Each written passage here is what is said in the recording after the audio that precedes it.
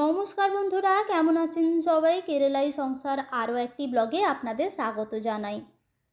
কেরালার সাবরিমালা তীর্থযাত্রা হল ভারতের অন্যতম বৃহৎ এবং গুরুত্বপূর্ণ হিন্দু ধর্মীয় তীর্থযাত্রা।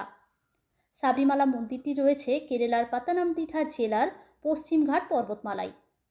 এই মন্দিরে পূজিত হন ভগবান আইয়াপ্পা, যাকে হিন্দু পুরাণ মতে ভগবান বিষ্ণু এবং মহাদেবের অবতার মানা হয়। এই মন্দিরে সব বয়সের পুরুষেরা যেতে পারলেও সব বয়সের মেয়েরা যেতে পারেন না। 10 বছরের আগে এবং 50 বছরের পরে মেয়েরা সেখানে যেতে পারেন, অর্থাৎ ঋতুবতী মহিলাদের সেখানে প্রবেশ নিষেধ। কেন সব বয়সের মহিলারা সেখানে যেতে পারবেন না, এই নিয়ে একটা আন্দোলনও হয়েছিল। 2018 সালে সুপ্রিম কোর্ট রায় দেয় নারীদের প্রবেশ বাধা দেওয়া সংবিধানের মানবাধিকার নীতির বিরুদ্ধে। সুপ্রিম কোর্টের রায়ের পর কয়েকজন নারী মন্দিরে প্রবেশের চেষ্টা করেন, কিন্তু বিক্ষোভকারীদের বাধার কারণে বেশিরভাগ প্রচেষ্টা ব্যর্থ হয়।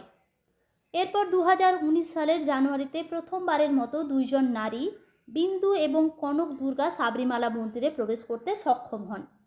এই নিয়ে কেরালার বিভিন্ন জায়গায় সহিংসক আন্দোলন শুরু হয়, ফলে সুপ্রিম কোর্টের রায় পুনর্বিবেচনার জন্য বহু আবেদন জমা পড়ে এবং আদালত এই বিষয়ে বড় বেঞ্চে পুনর্বিবেচনার নির্দেশ দেয়।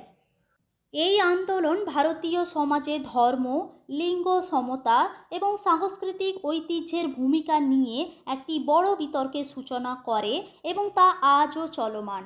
সাবরিমালা তীর্থযাত্রায় যেতে হলে ভক্তদের 41 দিনের একটি কঠোর ব্রত পালন করতে হয় এবং শুদ্ধাচার মেনে চলতে হয়।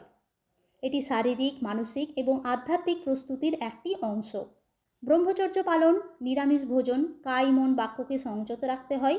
ধূমপান, মদ্যপান এবং যে কোনো খারাপ কাজ থেকে নিজেকে বিরত রাখতে হয়। কালো, নীল বা গেরুয়া রঙের পোশাক পরতে হয়। চটি বা জুতোর ব্যবহার না করে খালি পায়ে চলা প্র্যাকটিস করতে হয়, কারণ সাবরিমালা খালি পায়ে হেঁটে যেতে হয়। ওই তীর্থযাত্রায় একটি পুটলি, যাকে ইরুমুডি বলা হয়, নিয়ে যেতে হয়। ওই পুটলির মধ্যে ঘি ভর্তি 2টি নারকেল, গোটা শুকনো হলুদ, সিঁদুর, আতপ চাল, চিড়ে, খই, গুড় এইসব বেঁধে নিয়ে যেতে হয়। যাদের বাড়ির লোক প্রথমবার সাবরিমালা যান, তারা পাড়া প্রতিবেশী, আত্মীয় স্বজনকে একটা ভোজ খাওয়ান। সেই ভোজে কোনো আড়ম্বর থাকে না, সম্পূর্ণ নিরামিষ একটা ভোজ। ফেনা ভাত, আস্ত্রাম মানে হচ্ছে বিভিন্ন সবজি, নারকেল দিয়ে বানানো একটি মিশ্রণ সবজি, পাঁপড় আর আচার থাকে। কেরালায় এই ভোজের নাম হচ্ছে কান্নি। যারা অন্য রাজ্য থেকে আসবেন তাদেরকে আলিপি জেলার চ্যাঙ্গানুর রেলওয়ে স্টেশনে নামতে হবে। তারপর সেখান থেকে সরকারি বা প্রাইভেট বাসে করে পাম্বা নদী পর্যন্ত যেতে হবে। পাম্বা নদী থেকে পাহাড়ি রাস্তায় 5 কিলোমিটার পায়ে হেঁটে মন্দির পর্যন্ত পৌঁছাতে হবে। রাস্তায় সব রকমের ব্যবস্থাপনা করা থাকে ভক্তদের জন্য। বিশ্রামের জন্য বিশ্রামস্থল, বিনামূল্যে খাবার ও পানীয় জল থেকে শুরু করে মেডিকেল ক্যাম্প এবং স্বাস্থ্যসেবা কেন্দ্র সেখানে রয়েছে। এমার্জেন্সি পারপাসের জন্য অ্যাম্বুলেন্সও সেখানে রাখা হয়েছে। পুলিশ এবং স্বেচ্ছাসেবকদের দল যাত্রাপথে পর্যাপ্ত নিরাপত্তা নিশ্চিত করে। প্রবীণ ও শারীরিকভাবে অক্ষম ব্যক্তিদের জন্য পালকি বা ডলিরও ব্যবস্থা সেখানে রয়েছে। মন্দিরের কাছে কাউন্টার রয়েছে, যেখানে পুজোর সামগ্রী ও প্রসাদ পাওয়া যায়। প্লাস্টিক নিষিদ্ধ করা হয়েছে। যাত্রাপথে ডাস্টবিনের ব্যবস্থা আছে। সাবরিমালার তীর্থযাত্রায় কিন্তু উপোস করে যেতে হয় না। তো এই সমস্ত নিয়মগুলো পালন করতে হয় সাবরিমালা যাওয়ার জন্য। সাবরিমালা সিজন উপলক্ষে কেরালার বিভিন্ন মন্দিরে সাবরিমালা রিলেটেড বিভিন্ন রিচুয়ালসের আয়োজন করছেন সেখানকার জনসাধারণ। সেরকম আজ আমাদের গ্রামের মন্দিরে রাত 12টা থেকে একটা বিশেষ অনুষ্ঠান হবে। এই অনুষ্ঠানটির নাম আরি পাডুকা। কলা গাছের কাণ্ড আর নারকেল পাতা দিয়ে একটা প্যান্ডেল বানানো হচ্ছে। তো এখন বাজে হচ্ছে রাত 9টা। সন্ধ্যা থেকে এখানে শুরু হয়েছে আইয়াপ্পার গান।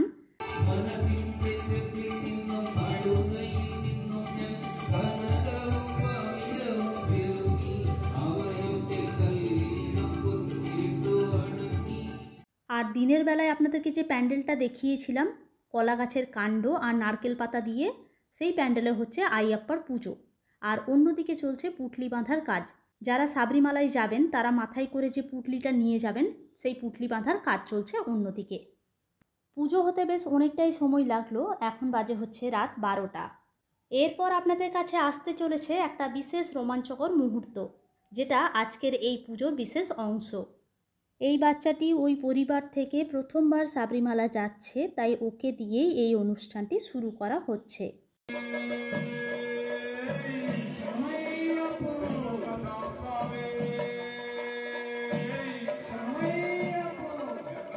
এরপর কাঠের আগুন জ্বালানো হবে এবং সেই গড়গড়ে আগুন হাত দিয়ে ছোড়া হবে।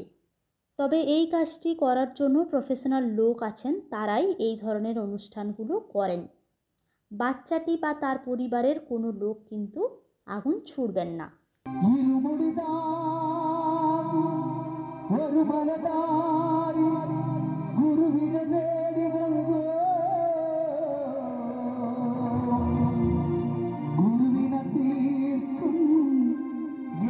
আমি জানি না এই রোমাঞ্চকর মুহূর্তটা দেখার পর আপনাদের কি অনুভব হলো।